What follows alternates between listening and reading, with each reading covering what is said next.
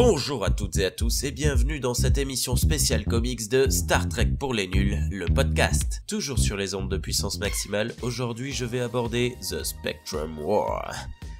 En juillet 2015 sort le premier numéro de The Spectrum War, le dernier crossover en date entre Star Trek et Green Lantern. Publié par IDW, ce crossover a eu très probablement comme but d'attirer de nouveaux lecteurs. Réussite ou échec, on va le savoir tout de suite. Je suis Rémi et vous écoutez Star Trek pour les nuls. One small step for man, one giant leap for mankind.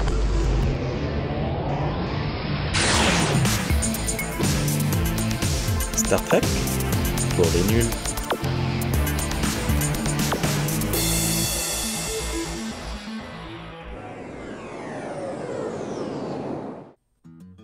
Alors avant toute chose, vous l'entendez peut-être à ma voix très nasillarde, eh bien oui, j'ai chopé un rhume, mais il fallait caler une émission entre deux enregistrements, et du coup j'avais pas le temps de le faire plus tard, donc je l'ai fait alors que je suis malade. Retour au sujet. Il s'agit ici du recueil TPB des 6 premiers numéros, car oui, à ma grande surprise, ce n'est pas une mini-série en 6, mais ce que l'on appelle une maxi-série en 12 épisodes. Au scénario de cette série, Mike Johnson, dont on sera amené à parler d'autres fois probablement. Au dessin, Angel Hernandez, dont je ne connais rien, si ce n'est qu'il a œuvré sur la série Wynonna Earp, qui fait pas mal parler d'elle en ce moment dans le monde des comics. Et aux couleurs, et c'est très important, Alejandro Sanchez, qui tient une chaîne YouTube très intéressante. Il y fait également de la basse 5 cordes, mais ça, on s'en fiche. Dans ce numéro, donc, l'Enterprise, toujours celui de la Kelvin Timeline, découvre une anomalie sur une planète morte. Après une courte investigation, il s'avère que l'anomalie vient d'un cadavre autour duquel se trouvent 10 anneaux, tous de couleurs différentes. Suite à un test de Scotty sur les 10 anneaux, il s'active et vole vers les membres d'équipage, vers divers membres d'équipage afin de leur attribuer des super pouvoirs. Et c'est à ce moment-là que débarque Green Lantern, tout droit venu de l'univers d'ici. Nous avons donc affaire à un crossover, une histoire mettant en avant des personnages d'univers fictifs différents, d'ici avec Green Lantern et IDW avec Star Trek en l'occurrence. Bon, je vais pas énormément m'étendre sur l'histoire parce qu'en fait je suis un très mauvais résumeur et j'ai peur de vous spoiler, mais nous avons droit à de nombreux rebondissements et à pas mal de caméos plutôt bienvenus. Par exemple le général Chang, que nous avons pu voir dans le film Star Trek Undiscovered Country, et dont nous n'avons absolument pas parlé dans ces micros. Son arrivée en fait me fait poser plein de questions parce que il a le design du personnage du film qui doit se passer environ 40 ans après les événements de la série originale, et il voue déjà une haine envers Kirk, comme tous les Klingons plus ou moins à l'époque. Bon, ça d'accord, je peux bien accepter, mais je trouve bizarre d'avoir Chang, mais c'est fun, c'est cool. Et par contre, on a droit à un personnage de la race Gorn.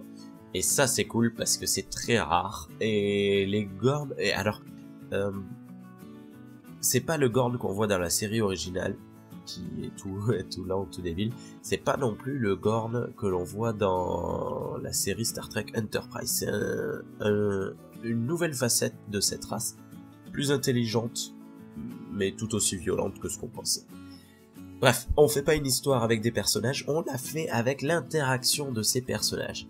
Et là, on est clairement dans la Kelvin Timeline. Alors, voilà, c'est fun et c'est léger. Il faut pas chercher loin, c'est fun et c'est léger. Il y a de l'action, il y a du fun et il y a de la légéritude. Bon, l'histoire, elle est légère, donc elle est bonne. Les visuels sont magnifiques, que ce soit le dessin ou les couleurs sont géniales. C'est vraiment super beau. Mais est-ce que c'est suffisant pour découvrir Star Trek via pour découvrir Star Trek, l'univers Star Trek via ce comic book? Eh bien, pour une fois, je pense que oui, à la condition d'au moins connaître quand même l'univers d'ici de Green Lantern. Sinon, oui, les personnages sont bien présentés, le point de vue adopté est celui de Star Trek de l'Enterprise, donc l'esprit l'esprit de la Kevin Timeline, hein, ne faites pas dire ce que je n'ai pas dit. L'esprit ressort et il est bien retranscrit. On a vraiment cet esprit comme... Bref, je pense qu'on va mettre ça en sous-titre. C'est fun et c'est léger. C'est l'esprit qui en ressort. Et du coup, c'est une très bonne adaptation en comics. Pour la petite histoire, avant de terminer, j'ai acheté ce comic book à Montréal chez Captain Québec au 1837 rue Sainte-Catherine exactement. Et là où je voulais en venir en fait, c'est que j'ai marché depuis le 696. Je me suis tapé alors pour le 696, je vous laisse googliser ça, j'en parle pas plus. J'ai tout remonté à pied.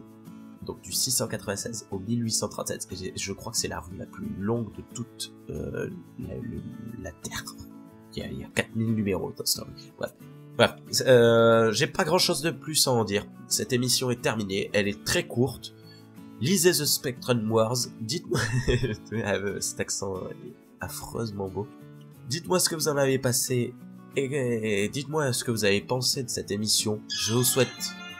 C'est mon téléphone. Bref, cette émission est terminée. Lisez The Spectrum Wars. Dites-moi ce que vous en avez pensé à la fois de ce comics et de cette émission. Je vous souhaite une vie prospère et très longue. Et à très bientôt. Bisous à tous. That's one small step for man, one giant leap for mankind.